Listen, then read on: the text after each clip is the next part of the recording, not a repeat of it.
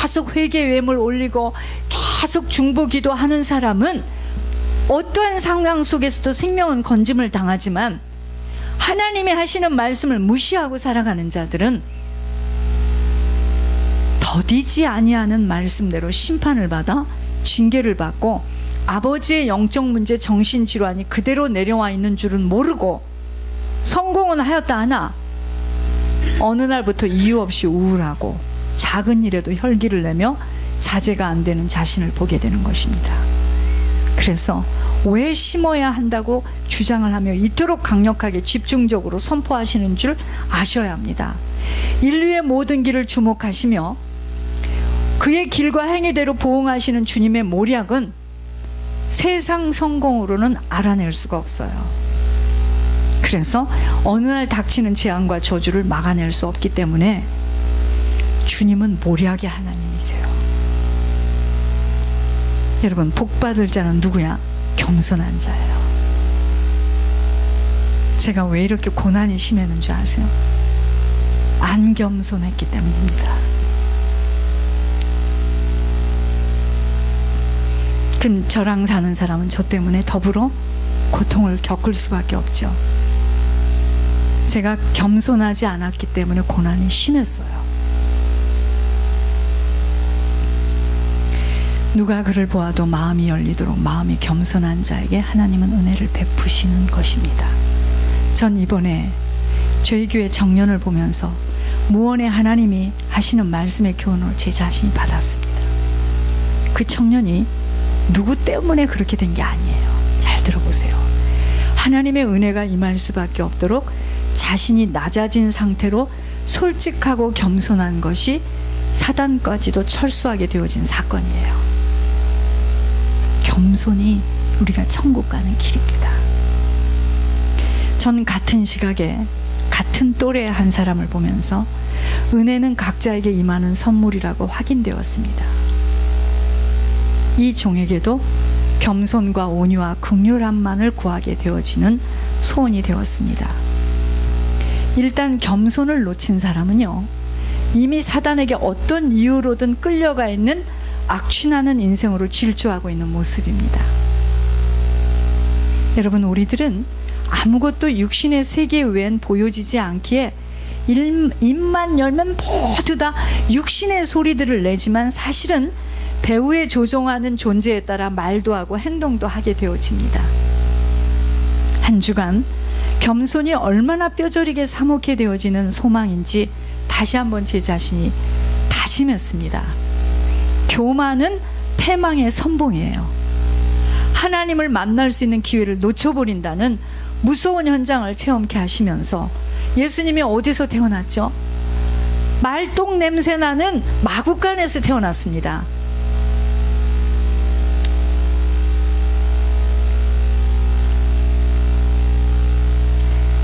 목수의 아들로 어려운 환경 속에서 자랄 때 누가 예수님 보고 구원자라고 생각했겠습니까?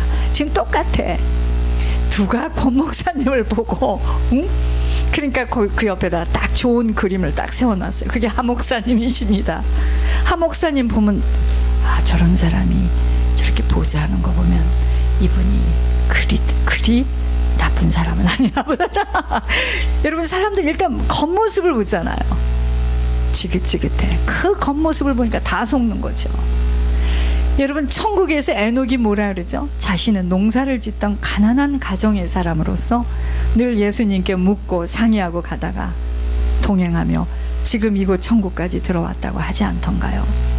믿겨지지 않는 사실은요, 주님의 성품과 체질로 뿌리 내려지지 못하도록 이미 사단이가 준 것들로 많이 채워진 사람은 참으로 보기 흉할 정도로 막무가내예요. 위도 없고 아래도 없습니다. 앞으로 펼쳐질 그의 인생에 나타날 그림이 그려지면서 너무나 딱한 생각을 많이 하게 되었지만, 한참 후에 그 열매를 거두게 될 것이기에 사람들은 그때 당시에 안 보이니까 어떤 모습이든 성공만 하자고 덤벼요. 가장 불쌍한 사람입니다. 에레미야 32장 33절이에요. 그들이 등을 내게로 돌리고 얼굴을 내게로 향하지 아니하며 내가 그들을 가르치되 끊임없이 가르쳤는데도 그들이 교훈을 듣지 아니하며 받지 아니하였다 그래요. 여러분, 세상 것들에 이미 탁 붙들린 자들은 주님의 교훈에 귀가 막혀서 안 들려요. 사람이 나빠서 그러는 게 아닙니다. 주님은 오늘도 주의 종들을 통해서 주님의 생각을 전하고 계십니다. 우리를 향한 주님의 생각은 재앙이 아니에요. 평안이라는 것입니다. 우리에게 미래와 희망을 주시는데 그게 곧 천국이에요.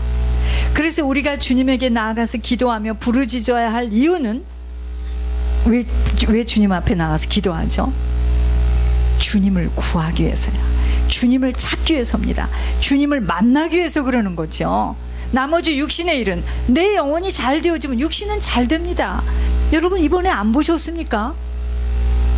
영혼이 하나님 앞에 나와서 어찌나 됐든 하나님을 앉아서 졸았든 중간에 들었든 꾸준히 하나님 앞에 나오고 예물을 올리니까 그 영혼이, 중풍병자가 세수를 잘했겠습니까? 무슨 마음가짐이 똑바랐겠습니까? 중풍병자를 누가 들고 들어왔느냐가 중요합니다. 줄을 잘 서야 돼. 그러니까 여러분, 우리가 부지런히 주님 나라에 심어야 할 이유가 바로 여호와만 의지하며 여호와만 의뢰해야 되기 때문에 심어야 됩니다. 왜냐하면 심장을 살피고 폐부를 시험하며 각각 그 행위와 행실대로 보응하시는 하나님께 내 모든 것들을 다 맡기고 보호받는 인생이 승리자예요. 누가 우리를 도울 수 있겠습니까? 여러분, 누가 우리를 도와요? 못 도와요. 아무도 못 도와. 절대로 못 돕습니다.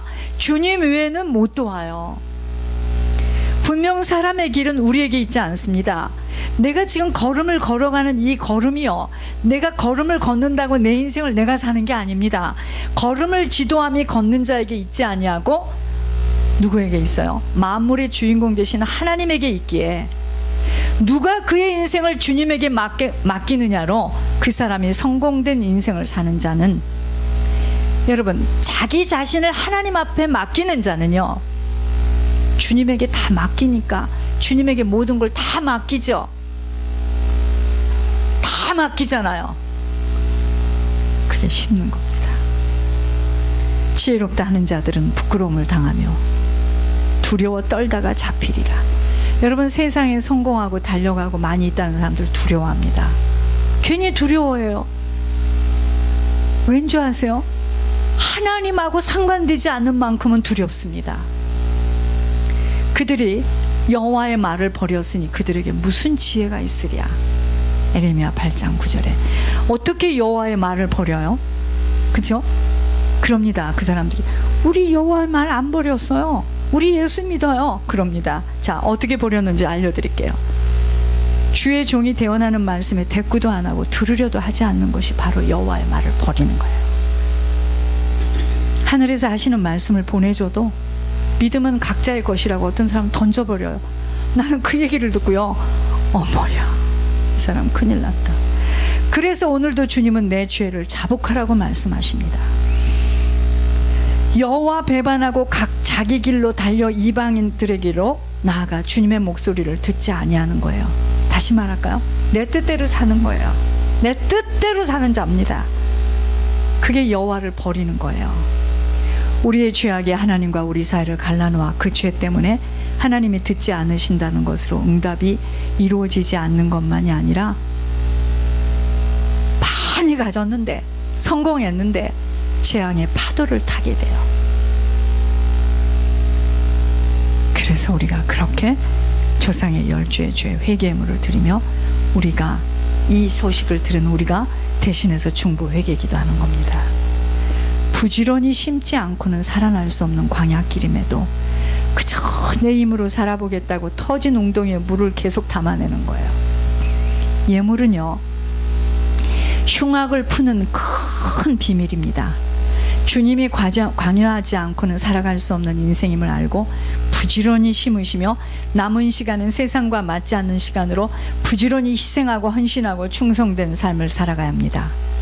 저는 이번 주에요, 송강부 할아버지 빼놓고 새 현장을 이제 직접 간접으로 제가 체험했습니다. 저는 이렇게 소식도 듣고 제가 체험하면서 뭐를 느꼈느냐. 믿음은 모든 사람의 것이 될 수가 없구나. 만남의 축복을 구원의 축복으로 가문을 일으키는 출입문을 열고 들어오는 자가 있나 하면, 어떤 사람은 하늘에서 직접 이야기를 해줘도 딱 던져버려요. 흘러 떠내보내어 본인만이 아닌 가문 전체를 수월의 골짜기로 밀어내는 엄청난 실수를 저지르는 바리새인의 현장도 간접으로 목격하게 하시면서, 또 어떤 사람은 아브라함이요 부지 중에 천사를 대접해서 어찌 됐습니까? 그런 것처럼 섬김 때문에 엄청난 영적 부흥을 일으키게 되겠구나 하는 걸 제가 확인했습니다. 누군지도 모르고 아브라함이 천사가 왔을 때 잘 대접했잖아요. 사단이 눈을 가려놓아 볼 수 없고 깨달을 수 없도록 막아놓은 상태에선 보아도 보지 못하고 들어도 듣지 못하는 어리석음으로 한 번밖에 갈 수 없는 광야길에 2번만 간다 하더라도 어떻게 예언 연습을 해보겠는데, 짐승처럼 그저 자기 것, 자기네 식구, 자기네 가족 챙기며 운운하다가 후대와 가문에 엄청난 저주를 남기고 떠남이 먼 훗날에 그들의 후손들에게 나타나는 열매임을 알게 되니까 제 자신은 더욱더 남은 시간은 죽도록 희생하며 헌신하며 충성하리라 마음을 다짐하게 되었습니다. 이것만이 살 길이에요. 후대에 엄청난 축복의 유산을 남기고 떠나는 일이라는 비밀이 더 크게 열렸습니다. 저는 이번 주에 여러분, 지금 있고 없고가 중요한 게 아니야. 절대로 중요한 게 아닙니다. 우리의 조상들이 남기고 간 영적 유산을 우리가 알지 못하고 치르고 있음을 즉시 알 수 있다면 남은 시간은 어떻게 살아야 할지 깊이 고민하셔야 합니다. 우린 짐승이 아니기 때문이야. 짐승은요, 그냥 어느 날 죽어서 땅에 묻히면 끝나요. 근데 사람은 영혼이 있기 때문에 반드시 육신만이 아닌 영혼의 유산을 남기고 떠나요. 그게 영적 대물림이에요. 그래서 죄를 무서워하고 죄에 민감해야 합니다.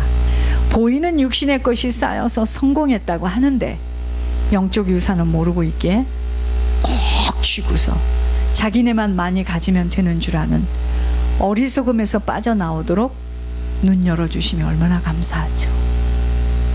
아무리 이야기해도 주님이 이번에 난 놀랐습니다.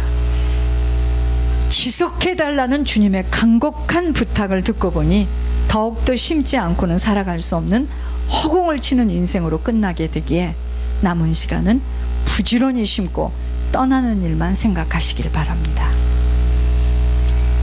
아직 제가 이거 하고 헌금 시간 갖겠습니다. 교회 소식이에요. 지금은 우리가 어떤 자세를 가지고 어떻게 살아가야 할지 바로 보고 진리의 허리띠를 두르며 기도에 전념하는 것만이 아닌 말씀의 등불로 자신을 깊이 바라보며 누구가 아닌 자신의 죄를 자르고 후손들에게 어떠한 유산을 남기고 가야 할지만 고민해야 할 때 외에는 어느 것도 별로 중요하지 않습니다. 사람들은요, 노후 준비에 이 모양 저 모양들로 분주하지만 정작 준비해야 할 것이 무엇인 줄만 모르고 그저 육신의 집, 누가 나를 도와줄 수 있을지, 무엇을 먹고 어디서 살아야 할지로 고민하며 분투하고 있는 모습들이지만, 여러분, 하나님에 관여하지 않는 인생은 자신이 단단히 담금질을 해놔야 됩니다.